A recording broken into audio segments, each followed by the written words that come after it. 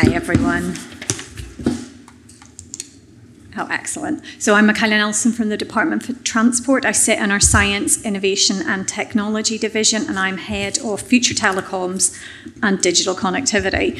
So something that has taken up a bit of my time over the last year has been not future technologies, but old technologies that are being switched off.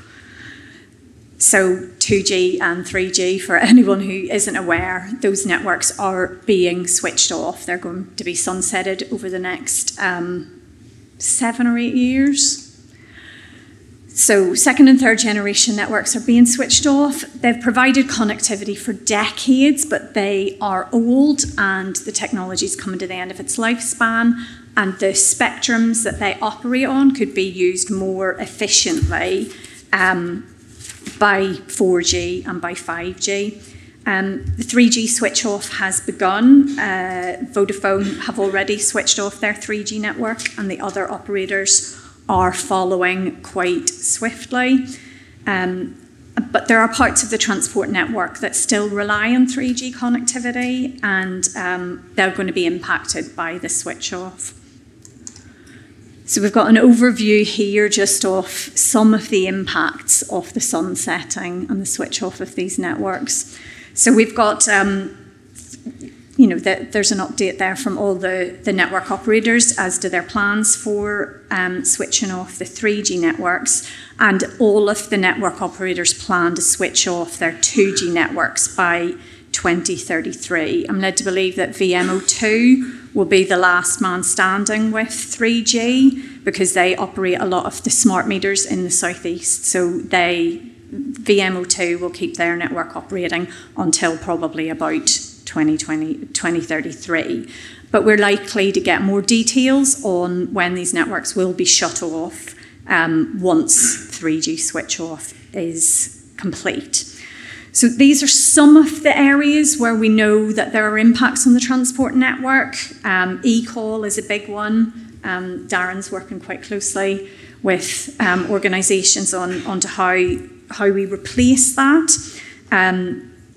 But we know a lot of 4G and 3G services, if there isn't a lot of connectivity, fall back to 2G, so that's an issue. And 2G also gives us ubiquitous access to voice calls. But 3G, we know that the bus open data service was being impacted by 3G switch off because some electronic ticketing machines on buses were operating using 3G. There's sensors for infrastructure monitoring, parking space and parking ticketing. But please do find me if there's areas that you're aware of that I haven't covered here that are going to be impacted by the sunset. So 2G then. 2G is an older technology, but it's going to be switched off after 3G, and that's mainly because 3G has already been superseded by 4G. Very little data is moved over the 3G network, whereas 2G, still a lot of calls are made over 2G, and 2G has that ubiquitous nationwide access that 4G doesn't have yet, but projects like the Shared Rural Network are helping to improve connectivity for 4G connectivity all over the UK. So yeah, 4G isn't as widespread, but the coverage is becoming better. 4G and 5G have no inherent voice capacity, and calls are transported using IP, so that does add a little bit more complexity to replacing 2G connectivity. But new network capabilities like narrowband IoT and LTE-M, and in 5G, massive machine type communications are coming online. They should be more secure, more resilient, they're more efficient from an energy perspective and from how they use spectrum. So other technologies are available, but I'm going to just stick with talking about the Gs, so 4G and 5G, because I've only got 10 minutes. So UK mobile network operators are rolling out 4G services like LTE-M, so LTE for machines, and narrowband IoT services. Both of them are low power, wide area technologies targeting machine type communications. They provide extended coverage, so LTE-M has something like 7 times the penetration of just standard 4G. So that can work, it doesn't just give you coverage further from the mast, but it can actually penetrate quite deep underground. So that's, that could be really useful for parts of the transport network, or for like the basements of buildings and things like that. And that's narrowband IoT, again, the same thing. You can get penetration much lower down into the ground and further away from the mast. Enhanced security, both narrowband IoT and LTE-M provide better security over early IoT devices. And even if they fall back to 2G or 3G, there's a requirement to support encryption and integrity protection. They use more robust algorithms. They have message authentication and procedures to prevent bidding down attacks. So again, reduced energy consumption. The devices that operate on these networks can go into sleep mode, and they can have a battery life of up to 10 years. If you were able to add a little solar pack to that, they could almost last indefinitely. They also have embedded SIM cards that can be remotely provisioned, so you're not stuck with one network provider. You could potentially change to a different network provider and do that remotely by re-provisioning the SIM for another provider. LTE-M can support voice over LTE, so we're not ruling out the human assistance here if it was required. And yeah, these networks should be able to support billions of connections, and they are being rolled out now. So there are replacements for 2G and 3G that are accessible now. But all of these have been enhancements to support 4G, whereas when we get full 5G connectivity, that's been developed with these sort of machine-type communications in mind.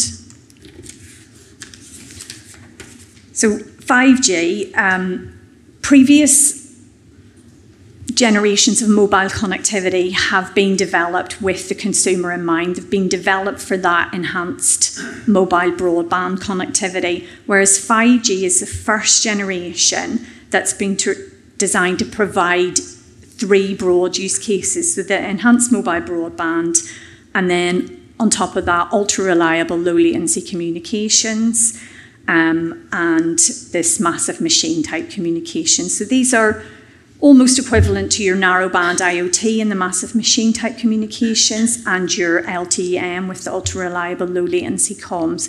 But these really, they put really strict requirements on these networks to be able to provide the low-latency communications that we will want to see going forward for the likes of connected vehicles.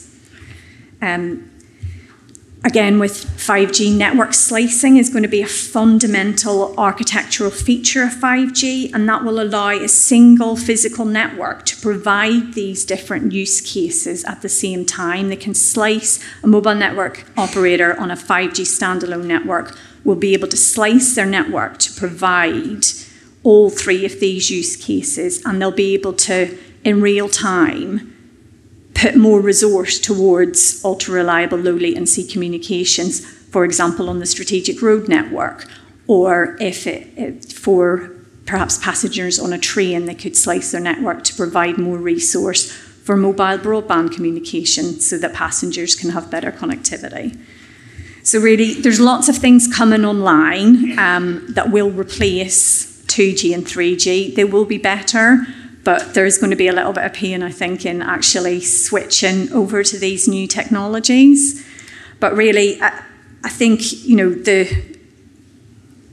the message I want to get across is that these massive machine-type communications, whether they're operating on 4G, 5G, in the future there'll be 6G, they really are the future of how we connect different devices, and the transport network that we're going to have is going to be ultra connected in the future. Our vehicles are going to be connected, our infrastructure is going to be connected.